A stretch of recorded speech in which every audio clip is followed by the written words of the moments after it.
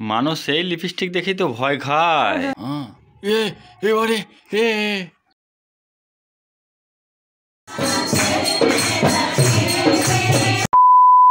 বন্ধুরা নিয়ে চলে এলাম আরও একটা নতুন ভিডিও। আমার নতুন ভিডিওতে তোমাদের সকলকে স্বাগত জানাই।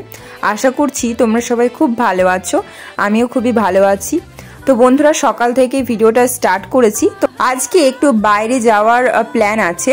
তো হচ্ছে আমাকে দুপুরের খাবার রান্না করতে হবে না, তাই ভাবলাম যে সকালবেলায় একটু ভারী খাবার রান্না করব। সেজন্য ভেবে নিয়েছি পরোটা করব। ওই জন্য ময়দাটা মেখে নিচ্ছি। এটাকে 2 মিনিট আমি রেখে দেবো। মেখে নেওয়ার পরে তো আমার শ্বশুরমশাই যখন দাঁত তুলেছিল তখন এই সুজিগুলো এনেছিল, তো অনেকটা পরিমাণ আনার জন্য থেকে গেছে। তো ভাবলাম যে আর তরকারি করবো না, এই সুজিটাই করে দেব। তো কড়াই আমি ঘি গরম হতে দিয়েছি, ঘি দিয়ে করব ভাবলাম। তারপর সুজিটা তার মধ্যে দিয়ে দিয়েছি, সেটাকে আমি লাল লাল করে ভেজে নেব অনেকক্ষণ ধরে। তো এগুলো একটু ডাব ডাব হয়ে যাচ্ছিলো, তো ওই বলের মতনগুলোকে আমি ভেঙে নিয়েছি। দেখো কত সুন্দর ভাজা ভাজা হয়ে গেছে। এর মধ্যে আমি পরিমাণ মতন জল অ্যাড করে নেব। বন্ধুরা একটা হাসির কথা হচ্ছে, আমি প্রথমবার সুজি করছি, ঠিক আছে? তো ফার্স্ট টাইম ট্রাই করেছি। তো পরিমাণ মতন চিনি, কাজু, আর যখন আমি এটা করছিলাম তখনই দুধ এসেছিলো। তো আমার জন্য খুবই ভালো হয়েছিল, কারণ দুধ দিলে একটা আলাদাই টেস্ট হয়।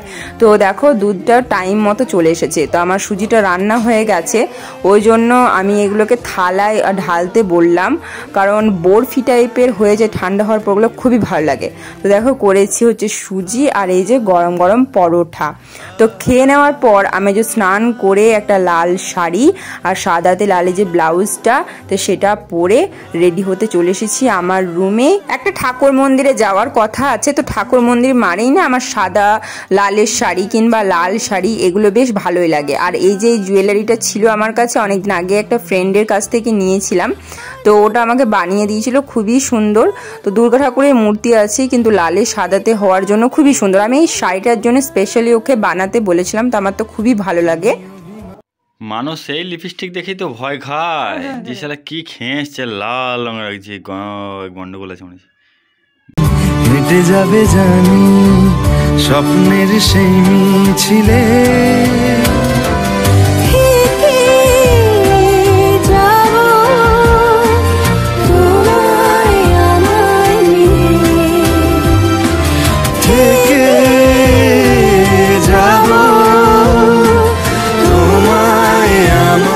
ঘুঁটু দিয়ে রান্নাগুলি ছাই হয় না, সেগুলো লাগাচ্ছি নি গুলিয়ে। হ্যাঁ এগুলো বাবা, চোখটা বেরিয়ে যাবে, কাশতে বেরিয়ে গেল চোখটা, খনি বেরিয়ে যাবে চোখটা, সত্যি কিনে বেরিয়ে যাবে। হ্যাঁ চোখটা বেরিয়ে যাবে, কাশতে বাবারে বেরিয়ে গেল চোখটা। হ্যাঁ এবারে তোমরা তো আমার শাশুড়িমাকে দেখেইছো, উনি যখন শাড়ি পরে সেটা আট পরে করে পরে। তো আজকে বললাম আমরা যেমন কোঁচা দিয়ে শাড়ি পরি সেরকম কোঁচা দিয়ে শাড়ি পরিয়ে দেবো। তো সেই জন্য আমি পরিয়ে দিচ্ছি। উনি অনেক দিন পর শাড়ি পরছে এরকম করে, তো সেই জন্য আমি পরিয়ে দিচ্ছি। আর অবশ্য নিজের শাড়িটা না নিজে সেইভাবে ঠিকভাবে পরা হয় না, যারা একদম এক্সপার্ট তাদের কথা বলছি না। আমি একদম নিজে শাড়ি পরতে সেভাবে পারি না, হয়তো আঁচলটার কোঁচাটা আমাকে ধরে দিতেই হবে, তারপর বাদবাকি আমি নিজেই করে নেব। মেকআপটাও হয়তো অতটা ভালো জানি না, কিন্তু নিজে যতটুকু জানি সেই অনুযায়ী করি। তো আমরা রেডি হয়ে নিয়েছি সবাই। তো বাইরে তো আমার শাশুড়িমা বসে আছে আর আমিও রেডি এইদিকে। তো আমরা সবাই মিলে বেরিয়ে পড়েছি বাইরে। আমাদের ওপরে যারা থাকে আর পাশের কলোনিতে যারা থাকে তারাও রেডি হয়ে গেছে।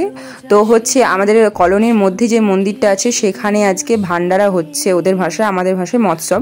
তো এখানে হনুমানজিকে ভোগ দিয়ে দিয়েছে আর এখানে ভোলানাথকেও ভোগ দিয়েছে। এখানে পার্বতী আছে আর শিব আছে। তো খুব সুন্দর একটা হাঁড়ি ওপরে আছে, জলটা পরে আমার খুবই ভালো লাগে। আর এখানে হচ্ছে এই ঠাকুরগুলোকেও ভোগ দিয়ে দিয়েছে সেম। এখানে পুজো হয়েছে আজকে। দেখো এখানে আয়োজন করা হয়েছে খেতে দেওয়ার। তো সমস্ত কলোনির লোকজনকে, বাইরের অনেক লোকজনকে ওরা নেমন্তন্ন করেছে। আমরা যখন গেলাম তখন ছোট ছোট বাচ্চাদেরকে বসাচ্ছিল, বয়স্ক লোকজনদের বসাচ্ছিল। তো আমরা ভাবলাম যে একটু পরে বসবো, চলো মন্দিরে প্রণাম করি, সেখানে একটু বসি। কারণ ওখানে কীর্তন বলতে আমাদের ভাষায় কীর্তন, ওদের ভাষায় ভজন হচ্ছিল। তো সেই জন্য ওখানেই বসেছিলাম, আমরা সবাই মিলে একটু শুনছিলাম ওদের গান করাটা কেমন, কারণ আমি তো এইভাবে কোনোদিন শুনিনি এখানকার কীর্তন কেমন হয়, মানে ভজন কেমন হয়। তো সেই জন্য ভাবলাম যে একটু শুনে নিই যে কেমন হচ্ছে, তাই বসেছি ছিলাম আর কি। আর আমাদের ওপরতলা যে ছোট বাচ্চাটা আছে না, ও খুবই দুষ্টুমি করছিল, ওই জন্য ওকে নিয়ে আমরা সবাই মিলে হাসাহাসি করছিলাম। ছোট ছেলে তো এক জায়গায় স্থির হয়ে থাকতে পারে না আর কি।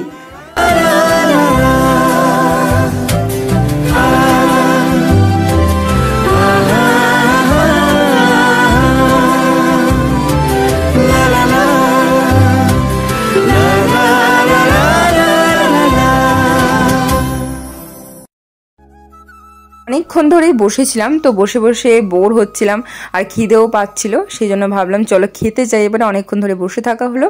তো আমাদের ওখানে তো খিচুড়ি টক এই সমস্ত হয়, কিন্তু এখানে এটা হয় না। এখানে হয় পুরি, আলুর তরকারি, আর এখানে সুজির হালুয়া, আর হচ্ছে কুমড়োর তরকারি করে, আর এখানে অতিরিক্ত মিষ্টিতা হয়। এখানে রায়তাও আছে, যেটা আমি কোনোদিনও খাইনি আর কি। দই এর হয় টক টক টাইপের, ওই জন্য আমি খাইনি বিশেষ করে। আমরা যখন এসেছিলাম তখন তোমার দাদাভাই রেডি হয়নি, ও বললো আমি পরে যাচ্ছি, তো চলে এসে খেতে বসে গিয়েছে। আর এখানে দেখো ওই ছোট বাচ্চাটা খেলা করছে, কত সুন্দর। আর আরও সবাই বসেছে, যে যখন আসছে সে বসছে, তাকে খেতে দিচ্ছে। আমাদের ওদিকে যেমন এক সারিতে সবাই বসবে তারপর দেবে, তেমনটা না, জায়গা অনেক ফাঁকা আছে, যে আসছে তাকে দিচ্ছে যার যখন টাইম হচ্ছে। তো আমাদের খাওয়া দাওয়া হয়ে গেছে, এবার আমরা বাড়ি যাব, কারণ এখানে থেকে আর ভালো লাগছে না, প্রচণ্ড পরিমাণ রোদ গরম করেছে আজকে। তো সেই জন্য বাড়ি চলে যাচ্ছি আমরা।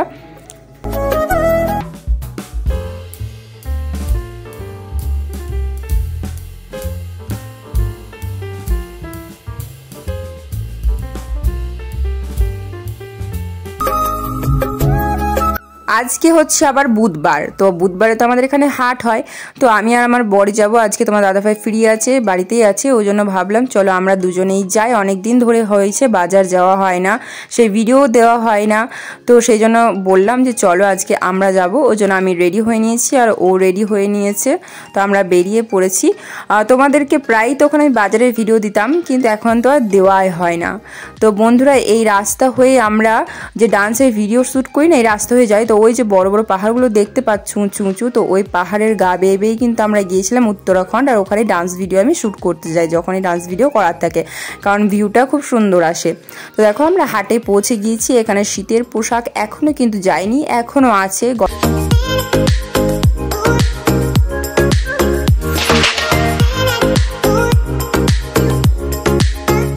তা আমরা বাজারে পৌঁছে গিয়েছি, আর এই যে লম্বা শাড়িটা দেখতে পাচ্ছ, এরা সবাই পরপর বসে আছে ঠিকই, কিন্তু এদের সবারই একটাই দোকান, ঠিক আছে, কিন্তু এরা চারজন বসে আছে। কিন্তু যার কাছেই তুমি নিতে পারো, একজনকে টাকা দিলেই হবে, কারণ সবাই বসে আছে কি, দোকানটা কিন্তু একজনেরই, ঠিক আছে। তো ওইখানেই আমরা সমস্ত কিছু বাজার করি, আর যদি অন্য কিছু না পাই তখন অন্য সাইডে যাই, নাছাড়া এদের কাছেই আমরা সব কিছু নিই বরাবর।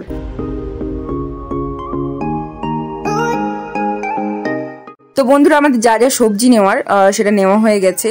আর এই যে দেখো তোমার দাদাভাই হিসাব মেলাচ্ছে, আর হচ্ছে ওকে ব্যাগে সেগুলো ভরতে বলছে, একটা একটা করে হিসাবও বলছে, তোমার দাদাভাই মেল করছে আর ওকে ভরতে বলছে আর কি।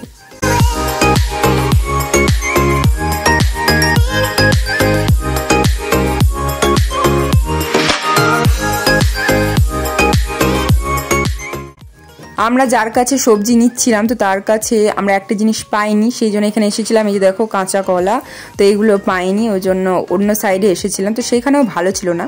তো এবার তোমার দাদাভাই আর আমি চলে এসেছি অন্য জায়গায়, সেটা হচ্ছে ফল নিতে এসেছি। তো এখানে দু সাইডে কিন্তু ফল, ওই একই হাটেই আর কি, অন্য সাইডে এসেছি।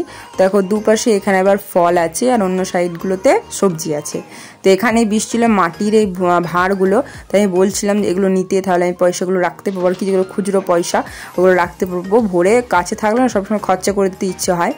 তারপর আমরা চলে এসেছি মশলার দোকানে, চিনি নেওয়ার জন্য এসেছি, চিনি শেষ হয়ে গেছে, ওই জন্য এখানকে চলে এসেছি।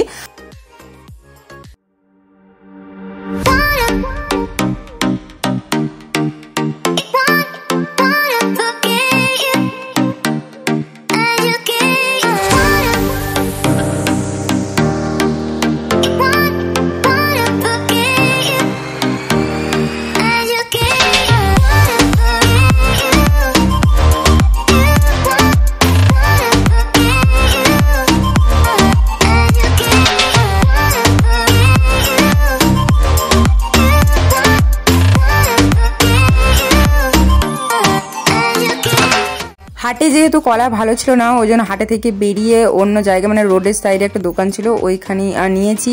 আর এখানে খেজুর দেখছিল, কিন্তু সেগুলো ভালো ছিল না।